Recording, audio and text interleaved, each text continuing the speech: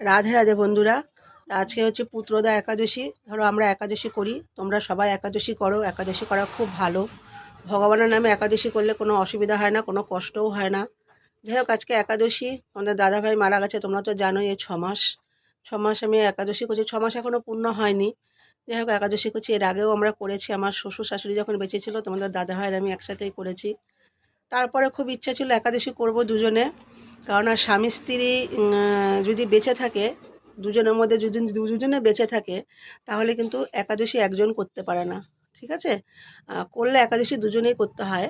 তা আমি করতে পারিনি, একটা কারণ আমার খুব ইচ্ছা ছিল। তোমাদের দাদাভাইয়েরও ইচ্ছা ছিল, কিন্তু তোমাদের দাদাভাই যেহেতু একজন সিকেডি পেশেন্ট ছিল, তার সপ্তাহে 3 দিন ডায়ালিসিস হতো, তাই সে একাদশীটা করতে পারতো না অত নিয়ম করে। তাই তার আর করা হতো না।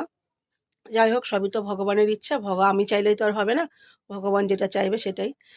তা সকাল সকাল স্নান করে কাজকর্ম করে নিয়েছি, যেহেতু আজকে একাদশীর শীত টিত কোনো কিছুই মানামানি নেই।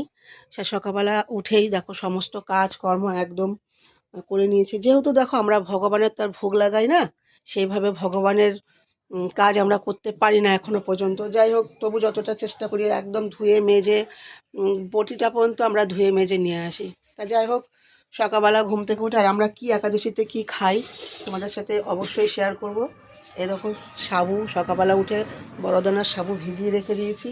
সাবুটা আমরা কিভাবে খাই অবশ্যই তোমাদের সাথে শেয়ার করব। আর এই দেখো, বাজার নেই, যাচ্ছি হচ্ছে বাজার আনতে। তা কী বাজার আনবো সেটাও তোমাদের সাথে শেয়ার করব। সাবুটা কিভাবে রান্না করব সেটাও শেয়ার করব। আর তোমাদেরকে একটা কথা, লাইটটা বন্ধ করে নিয়ে নাহলে চলেই যাব, মনে থাকবে না। আর তোমাদেরকে একটা কথাই বলবো, তোমরা ভগবানের নামে তোমরা একাদশী করো। একাদশী করা খুবই ভালো। 15 দিন পরে তো একটা, আবার অনেকে হয়তো বলবো তুমি তোমার স্বামী মারা গেছে তাই করো না। আমি এর আগেও করেছি একাদশী। তা মাঝখানে করা হতো না। তোমাদের দাদাভাই যেহেতু অসুস্থ, তোমরা তো জানতে, তোমরা তো আমার ভিডিওগুলো আগে দেখেছো। তোমাদের দাদাভাই একজন সিকিডি পেশেন্ট, তাই তোমাদের দাদাভাইয়ের সাবু খাওয়াটা নিষেধ ছিল, যার জন্য আমার একাদশীটা করা হতো না। ঠিক আছে? আর ফলও ধরো অনেক রকম ফল সিকিডি পেশেন্ট খেতে পারে না, যার জন্য একাদশীটা করা হতো না। যাই হোক, সকাল সকাল প্রচণ্ড হাওয়া হচ্ছে, বাইরে যা ঠান্ডা পড়ছে, স্নান করতে খুবই কষ্ট হয়েছে। তবু স্নানটা করতে হবে যেহেতু একাদশী। তাই এখন যাচ্ছি বাজার আনতে। ছোটো ভাই বলে গেল, আমার তো বাজার করার ক্ষমতা নেই।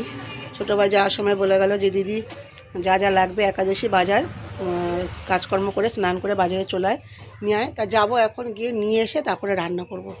তা চলো বাজারে যাই, কি বাজার করি অবশ্যই তোমাদের সাথে শেয়ার করছি।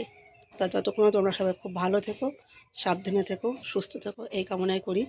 রাধে রাধে, হরে কৃষ্ণ।